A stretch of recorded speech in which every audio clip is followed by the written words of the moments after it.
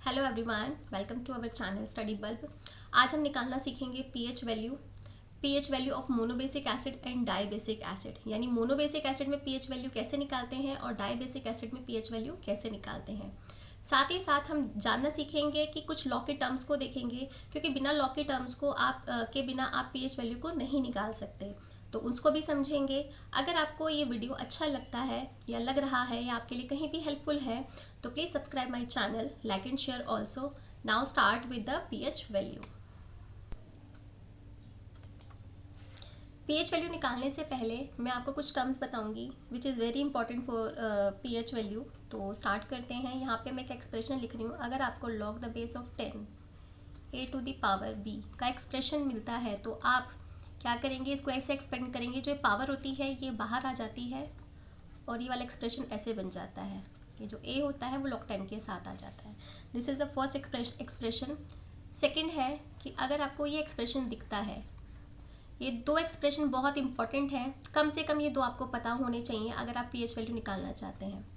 तो x into 10 to the power -5, यानी 10 की पावर के साथ माइनस में कोई टर्म आपको दिखाई दे रही है पावर जो है, तो उसके लिए आप जो -5 है ये बाहर आ जाता है, माइनस लॉग 10x, ये आपका टर्म बन जाता है। कुछ वैल्यूज़ भी मैं आपको यहाँ पे मेंशन कर देती हूँ। अगर log 2 की वैल्यू आपको गिवन है या आपको मिल रही है तो आप 0.3010 होती है। log 10 इसकी वैल्यू अगर आपको दी जाती है तो 0.47 होगी। log 10 इसकी पावर 0 होती है तो इसका आंसर भी 0 होता है। एंड लास्ट log 10 का एक्सप्रेशन होता है 1। ये 4-5 टर्म्स हैं जो आपको याद होनी बहुत इंपॉर्टेंट है और आपको ये पता होनी चाहिए अगर आप पीएच वैल्यू निकालना चाहते हैं। तो अब स्टार्ट करते हैं हम पीएच वैल्यू से कि क्या होती है पीएच वैल्यू। पीएच वैल्यू का जो फॉर्मूला होता है, pH is equal to minus log 10 H positive bracket में। इसका मतलब क्या होता है, ये H आयन कॉन्सेंट्रेशन होती है। इसका मतलब जो आपको pH वैल्यू दी जाएगी या pH वैल्यू पूछी जाती है तो आपको हाइड्रोजन आयन कॉन्सेंट्रेशन का पता होना ज़रूरी है। अब ये हाइड्रोजन आयन कॉन्सेंट्रेशन क्या होता है, हाइड्रोजन आयन कॉन्सेंट्रेशन, ये जो ब्रैकेट का साइन होता है ये कॉन्सेंट्रेशन का को शो करता है। इसका मतलब होता है इन 1 लीटर सोल्यूशन, कोई आपको 1 लीटर सोल्यूशन दिया गया है, आप उसको एक्वस सोल्यूशन मान सकते हैं। The number of hydrogen ion present, कि 1 लीटर सोल्यूशन में जितने हाइड्रोजन आयन प्रेजेंट होंगे उसी को हाइड्रोजन आयन कॉन्सेंट्रेशन कहते हैं। ठीक है, तो अब इसमें हम देखते हैं इसकी यूनिट क्या होती है, वो होती है मूल पर लीटर। यानी 1 लीटर में जितने मूल हाइड्रोजन आयन के होंगे वही हाइड्रोजन आयन कॉन्सेंट्रेशन होता है। इसीलिए जो क्वेश्चंस होते हैं उसमें जो गिवन होता है वो मोल्स टर्म में दिया होता है। हाइड्रोजन आयन की कॉन्सेंट्रेशन दी जाएगी जो कि मोल टर्म में होगी। ठीक है, तो अब हम क्वेश्चन से देखते हैं कि आपको क्वेश्चन दिया गया है कि 0.001 आपको मोल हाइड्रोजन आयन कॉन्सेंट्रेशन आपको दी गई है, तो आपको बताना है पीएच वैल्यू फाइंड कीजिए। तो सबसे पहले हमारे पास ऊपर फॉर्मूला लिखा हुआ है, जो पीएच का फॉर्मूला होता है मैं डायरेक्ट पुट कर रही हूँ वैल्यू को, minus log 10। H ion concentration कितनी दी हुई है, 0.001। अब हमें यहाँ पे खास ख्याल रखना है कि यहाँ पे आपको 0.0001 दे रखा है, तो इसको आपको कन्वर्ट करना पड़ेगा 10 टू दी पावर में। तो 0.001 को मैं अगर कन्वर्ट करना चाहूँ तो यहाँ पे क्या हो जाएगा, 10 टू दी पावर 3 हो जाएगा। तो इसे एक्सपोनेंट फॉर्म में हमें करना पड़ेगा कन्वर्ट, तो 10 इसका आंसर हो जाएगा ये। तो 1 को हम एक बार को नेग्लेक्ट कर देते हैं, यानी 1 की मल्टीप्लाई से करेंगे तो हमारे पास क्या पावर आ जाती है, 10 टू दी पावर -3। अब हमारे पास कौन सा एक्सप्रेशन बन रहा है, हमारे पास एक्सप्रेशन बन रहा है log 10 a to the power b। तो इसके लिए हमने क्या देखा था, जो b था वो बाहर आ गया था, log 10 a ये एक्सप्रेशन शो हुआ था। तो अब हम इसी को इसी फॉर्म में लिख देंगे। जो पावर है यहाँ पे ऑलरेडी माइनस है, ये पावर आपका -3 हो जाएगा, log 10, और ये जो आपका था a यहाँ पर क्या है 10 है। जब हम इसको सॉल्व करते हैं एंड साथ में log 10 की वैल्यू क्या थी, इसकी वैल्यू होती है 1। तो अगर ये पूरी टर्म आपकी 1 हो गई है तो -3 ये क्या होगा 1 हो जाएगा। तो 3 1 ज़ा 3 और माइनस माइनस क्या हो जाएगा प्लस। तो इससे आपको पता चलता है कि जो pH वैल्यू है वो कितनी हो गई है आपकी 3 हो गई है। और 3 pH वैल्यू, अभी यहाँ पे कुछ भी मेंशन नहीं किया गया इस क्वेश्चन में कि आपका एसिडिक है या बेसिक है। आप जस्ट pH वैल्यू से आप पता लगा सकते हैं कि जो आपका सोल्यूशन होगा वो कैसा होगा। pH वैल्यू 3 है तो दैट मीन्स ये आपका एसिडिक सोल्यूशन होगा। तो ये था एक छोटा सा कॉन्सेप्ट, एक बहुत बेसिक कॉन्सेप्ट था जिसमें हमने pH वैल्यू निकालना सीखा। अब इसमें मैं साथ के साथ आपको बताऊंगी कि मोनो बेसिक एसिड और डाई बेसिक एसिड में क्या होता है या उसको कैसे निकालते हैं। ठीक है, तो अब हम देखते हैं अपने नेक्स्ट पेज पर मोनो बेसिक एसिड। तो अभी हमने देखा कि जब हमारी हाइड्रोजन आयन कॉन्सेंट्रेशन 10⁻³ थी तो जो pH था वो कितना आया, वो आपका 3 आया। तो इससे हम ये कंक्लूड कर सकते हैं इन सब बातों से कि अगर हाइड्रोजन आयन की कॉन्सेंट्रेशन जितनी भी होती है हमारा pH वैल्यू उतना ही आएगा। हाइड्रोजन आयन कॉन्सेंट्रेशन की जो पावर होती है वो माइनस में होती है और जो pH होता है वो आपका पॉजिटिव हो जाता है। तो जितना आपका हाइड्रोजन आयन कॉन्सेंट्रेशन उतना ही आपका pH वैल्यू पॉजिटिव में। सेम ऐसे ही बिल्कुल आप OH में देख सकते हैं, यानी अगर आप में आपके सोल्यूशन में कोई बेसिक है, सोल्यूशन आपका बेसिक है तो उसमें आपका OH आयन निकलेगा। तो OH आयन की जितनी कॉन्सेंट्रेशन होगी उतना ही आपका POH होगा। तो pH इसका POH कितना हो जाएगा 12 हो जाएगा। अगर आपका hydrogen ion OH ion concentration 11 है तो आपका जो POH हो जाएगा वो हो जाएगा पॉजिटिव का 11। तो pH और pH से हमारा एक फॉर्मूला सामने निकल कर आता है, pH plus POH equal to क्या होता है 14।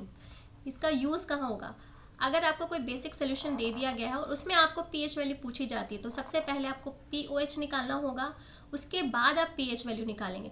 pH और POH दोनों में डिफरेंस होता है। pH में हाइड्रोजन आयन कॉन्सेंट्रेशन देखी जाती है और POH में OH आयन की कॉन्सेंट्रेशन देखी जाती है। बट क्वेश्चन में आएगा कि POH NaOH दे दिया जाएगा और आपसे कहा जाएगा हाइड्रोजन आयन pH वैल्यू निकालिए। तो उसके लिए आपको पहले POH निकालना होगा, उसके बाद आप pH निकालेंगे। इसको भी हम क्वेश्चन के थ्रू देखेंगे। अभी इससे पहले मैं आपको बताना चाहती हूँ मोनो बेसिक एसिड और डाई बेसिक एसिड में क्या डिफरेंस होता है। बेसिकली जितने भी अभी हम pH निकाल रहे हैं ना, ये स्ट्रॉन्ग एसिड के लिए निकालेंगे। यहाँ से इसको रब कर देती हूँ।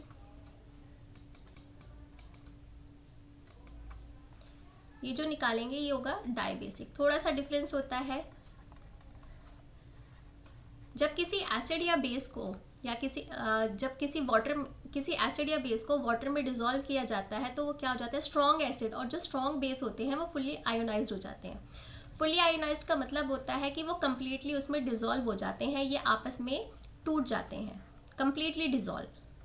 तो ये ऐसे डिसॉल्व होते हैं। अब हम यहाँ पे देख रहे हैं, यहाँ पे हाइड्रोजन कितना है 1 है, तो यहाँ पर भी कितना बना 1 बना।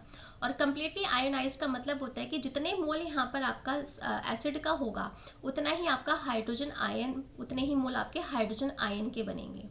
अब यहाँ पे मोनोबेसिक का मतलब होता है कि यहाँ पे कितने हाइड्रोजन आयन बने आपके, 1 बना, तो इसलिए इसका नाम हो जाता है मोनोबेसिक। अब यहाँ पे देखते हैं H2SO4। अब मैं इसको डिसोसिएट करती हूँ या कम्प्लीटली आयोनाइज कराते हैं वाटर के अंदर, तो इसके कितने, तो 2 मोल्स ऑफ हाइड्रोजन इसके डिसोसिएट होंगे क्योंकि यहाँ पे हाइड्रोजन 2 है इस फॉर्मूले में, और यहाँ पे SO4-2।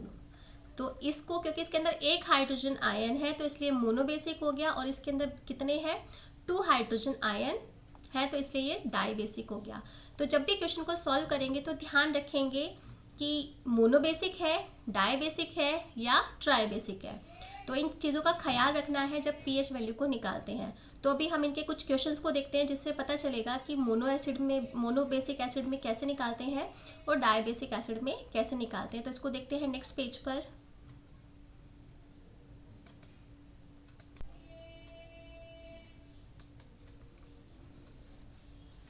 अब देखते हैं मोनोबेसिक में आपका HCl आ जाता है।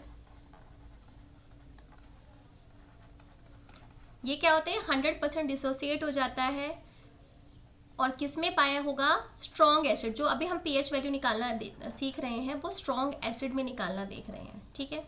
तो हमने देखा कि HCl है किसी सोल्यूशन में, वो एक्वस सोल्यूशन में आपका HCl डिसॉल्व है जो फुल्ली डिसोसिएट हो गया है, 100% डिसोसिएट हो गया है, यानी इसकी अल्फा क्या है, वो 1 है।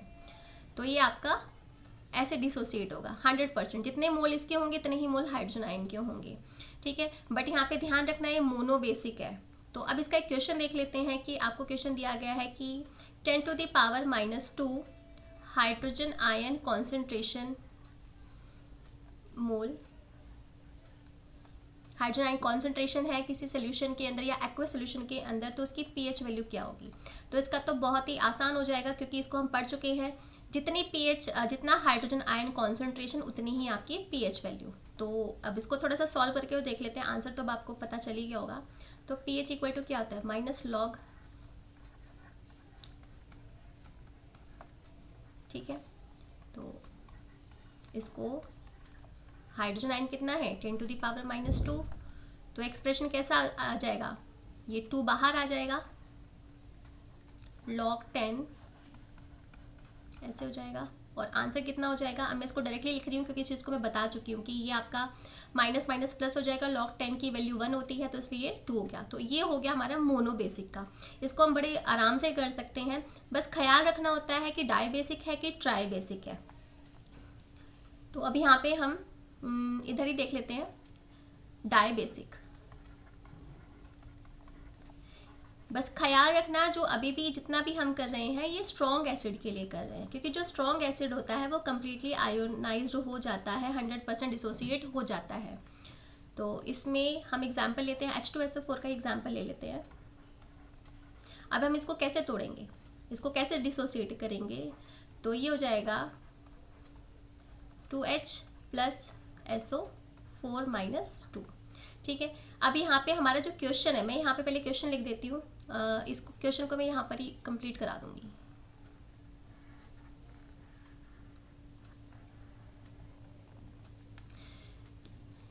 क्वेश्चन में कहा जाता है कि 0.0001 मोल हाइड्रोजन आयन कॉन्सेंट्रेशन है, तो पीएच फाइंड कीजिए, ठीक है। तो सबसे पहले मैंने भी बताया था इसको पावर में कन्वर्ट कर लेंगे तो कितना हो जाएगा 1/10⁴, तो ये कितना हो जाएगा 10⁻⁻4। ये हमारे पास एक्सप्रेशन आ जाएगा। तो यानी इतने मोल हाइड्रोजन आयन कॉन्सेंट्रेशन के हैं। बट हमारा एसिड कौन सा है, सल्फ्यूरिक एसिड है, H2SO4 है, जिसमें 2 मोल हाइड्रोजन आयन के इसमें बनते हैं। तो इसलिए ख्याल रखना होगा कि ये खाली 1 हाइड्रोजन आयन जो वैल्यू दी गई है वो 1 हाइड्रोजन आयन कॉन्सेंट्रेशन की दी गई है। यहाँ पर कितने हैं, 2 है, तो इसलिए मैं 2 की यहाँ पर मल्टीप्लाई कर दूंगी। तो अब हमारा हाइड्रोजन आयन कॉन्सेंट्रेशन कितना हो गया, 2 × 10⁻⁻4। तो अब हम क्वेश्चन को जो सॉल्व करेंगे वो इससे करेंगे, ना कि इससे। तो अब हम यहाँ पे लिख देते हैं हाइड्रोजन आयन कॉन्सेंट्रेशन कितनी हो गई है 2 × 10⁻⁻4, ठीक है। अब बाकी तरीका वही है। अब यहाँ पे हमारे का एक्सप्रेशन चेंज हो जाएगा, इसको ज़रा ध्यान से देखना। फॉर्मूला ये रहने वाला, हाइड्रोजन आयन कॉन्सेंट्रेशन कितनी होगी 2 × 10⁻⁻4 हो गया, ठीक है। तो इसको अब हम यहाँ पर देखते हैं। अब यहाँ पे हमारा, मैंने भी लास्ट पेज पे स्टार्टिंग में आपको एक एक्सप्रेशन लिखाया था कि जब x × 10⁻⁻y वाला फॉर्मेट होगा, एक्सप्रेशन होगा, तो आप उसको कैसे सॉल्व करोगे। तो माइनस लॉग, मैं यहाँ पर फिर भी लिख देती हूँ 10x × 10⁻⁻y, ये एक्सप्रेशन होगा तो इसका क्या हो जाएगा y log 10x हो जाएगा। तो इसी को मैं यहाँ पर नेक्स्ट, यहाँ पर थोड़ी जगह नहीं है, मैं इसको नेक्स्ट पेज पर लिखती हूँ।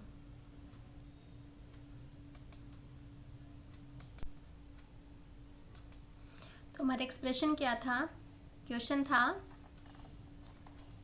pH = -log 2 × 10⁻⁻4, ठीक है। मैं इसको यहाँ पे दोबारा लिख देती हूँ ताकि याद रहे।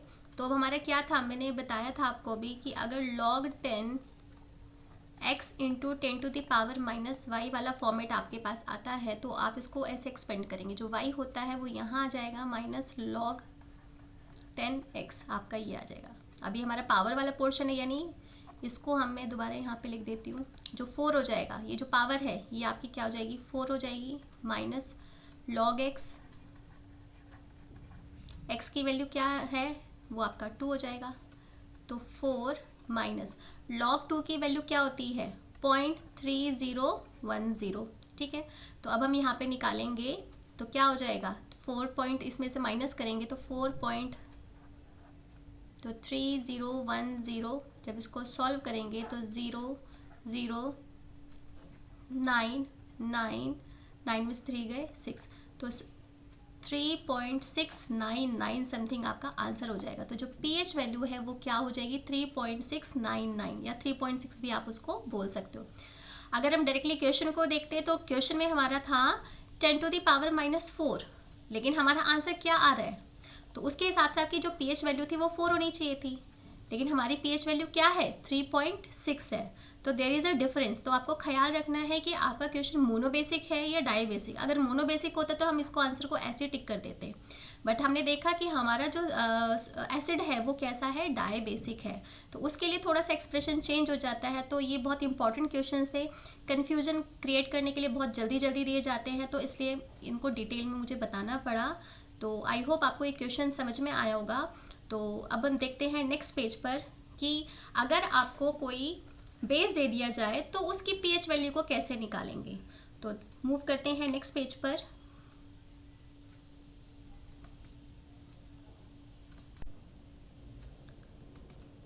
अब हमें क्वेश्चन कहा गया है कि 10⁻³ मोल, यहाँ पे मोल आएगा, NaOH is completely ionised, find pH value. Basic की OH वैल्यू होती है ना कि pH वैल्यू। तो ख्याल रखना कि आपसे किसी बेस का की pH वैल्यू आपसे पूछी गई है। तो मैंने अभी आपको बताया था कि जो pH वैल्यू होती है, ये बेस है, तो बेस की pOH वैल्यू क्या होगी, इसका OH आयन कॉन्सेंट्रेशन कितना दिया हुआ है 10⁻⁻3। तो मैं यहाँ पे आपको कंप्लीट सॉल्व करके दिखाती हूँ। इसका भी फॉर्मूला वही रहता है, वरना आप डायरेक्टली आप बोल सकते हो कि जो OH आयन कॉन्सेंट्रेशन होगी वही इसका पॉजिटिव आपका क्या हो जाएगा बेस हो जाएगा। तो उसके हिसाब से आपका कितना निकल रहा है, ये आपका 3 आएगा। मैं यहाँ पे सॉल्व करके भी दिखा देती हूँ, लेकिन आपको पता है कि ये बेस है, बेस की pH वैल्यू कभी भी 3 नहीं होती है, उसकी हमेशा 7 से ज़्यादा होगी। तो हमारा आंसर ये कभी भी नहीं होगा। यहाँ OH दिया हुआ है, कॉन्सेंट्रेशन OH की दी गई है, तो 3 आंसर हो ही नहीं सकता। 3 तो क्या होगा, कोई एसिड होगा, बट हमें तो क्वेश्चन में बोला गया है कि वो आपका क्या है, आपका बेस है। तो इस चीज़ का ख्याल रखना, ठीक है। तो मैं यहाँ पे फिर भी मेंशन कर देती हूँ कि अगर आपको pH निकालना होगा तो आप कैसे लिखोगे। तो जैसे हम वहाँ OH आयन कॉन्सेंट्रेशन करते थे, ऐसे ही यहाँ पे H आयन कॉन्सेंट्रेशन करते थे pH निकालने के लिए, तो pOH में यहाँ पे OH आ जाएगा। तो माइनस log 10⁻⁻3। बाकी सेम, मुझे बार बार शायद बताने की ज़रूरत नहीं है, अब आपको समझ में आ गया होगा कि जो 3 होगा वो आगे आ जाएगा, और जो log 10 के साथ आपका 10 आ जाएगा। log 10 की वैल्यू 1 होती है, तो आंसर हमारा क्या आ जाएगा 3 हो जाएगा। तो pOH वैल्यू भी क्या आ गई 3, ठीक है। बट क्वेश्चन में आपसे क्या पूछा गया, आपसे pH वैल्यू पूछा गया है, ठीक है। तो ये हमारी pOH वैल्यू है ना कि pH वैल्यू। तो इसके लिए मैंने आपको एक एक्सप्रेशन दिया था कि pH plus pOH is equal to क्या होता है 14। हमें क्या निकालना है, pH निकालना है, pOH कितना है 3, 14। तो pH वैल्यू हमारी क्या हो जाएगी 14 माइनस 3 इक्वल टू 11। तो जो pH वैल्यू है वो 11 है। अब हम कह सकते हैं कि NaOH की pH वैल्यू क्या होती है 11। तो और हम कंफर्मेशन के साथ कह सकते हैं कि ये हमारा एक क्या है बेस है, क्योंकि इसकी वैल्यू किससे है 7 से ज़्यादा है। तो क्वेश्चन का ध्यान रखना है कि आपका एसिड दे रखा है, बेस दे रखा है। एसिड में आपका हमेशा pH 7 से कम होता है, बेस में आपका pH हमेशा 7 से ज़्यादा होता है। अगर आपको यहाँ पे 10⁻⁻14 दिया होता तो भी आप इसको ऐसे ही करना था, ठीक है। लेकिन आप उससे आइडिया लगा सकते थे कि OH है तो आपका आंसर इतना हो सकता है। बट निकालने के लिए क्या कहा गया है, pOH निकालने के लिए नहीं कहा गया, क्वेश्चन में कहा गया pH कैसे निकालना है। ये चीज़ें एक्सप्लेन करनी ज़रूरी है, वरना pH को निकालने में बहुत ज़्यादा कन्फ्यूजन क्रिएट हो जाती है। अभी आपने खुद ने देखा कि मोनोबेसिक में कैसे निकालते हैं, डाईबेसिक में कैसे निकालते हैं, NaOH दिया है तो pH कैसे निकालेंगे, ठीक है। तो थोड़ा सा लेंथी पोर्शन हो जाता है। अगर आपको ज़्यादा लेंथी लग रहा है तो आप उसको 2x स्पीड में देख लेना, लेकिन आपको इसका एक एक पॉइंट समझना पड़ेगा, अदरवाइज आप कंफ्यूज रहेंगे। तो मैं यहाँ पे एक बहुत इंपॉर्टेंट क्वेश्चन कराने वाली हूँ जो उससे भी ज़्यादा कंफ्यूजिंग है, लेकिन हम उसको सॉल्व करेंगे। तो देखते हैं नेक्स्ट पेज पर उस क्वेश्चन को।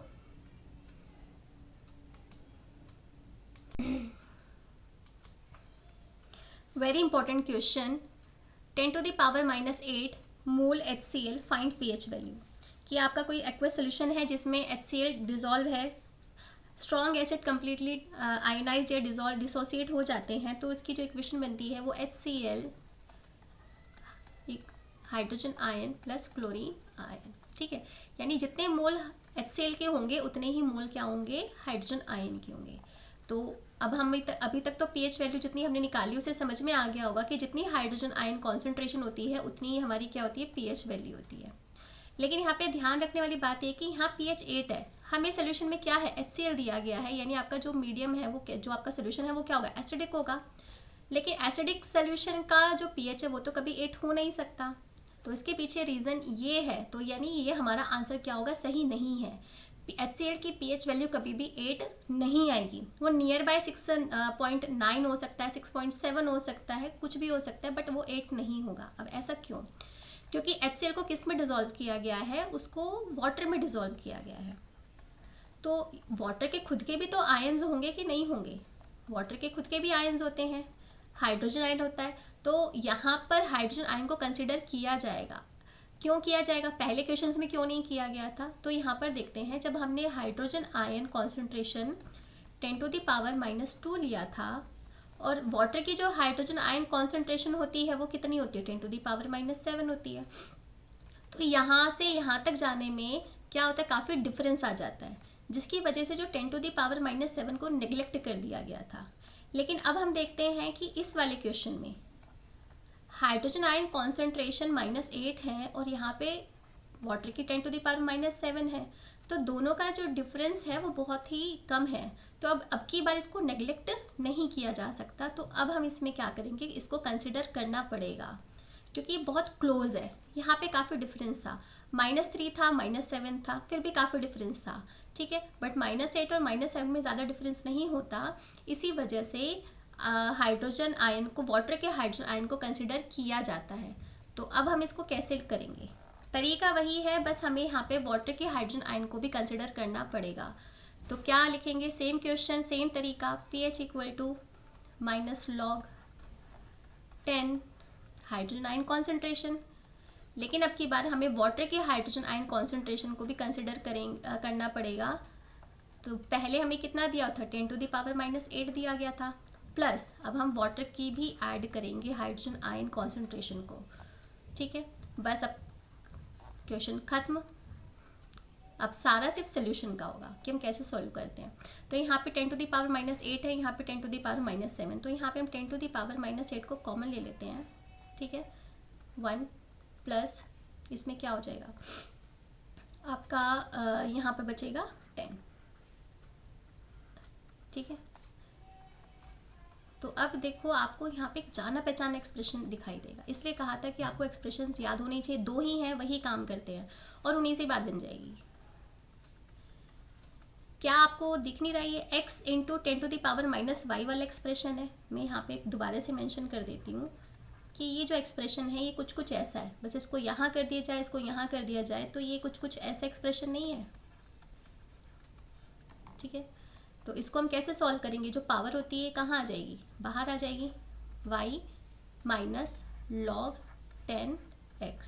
ठीक है, अब हम इसको क्या करेंगे, नेक्स्ट पेज पर देखते हैं कि इसका बाकी सोल्यूशन कैसा होगा। नेक्स्ट पेज पर चलते हैं।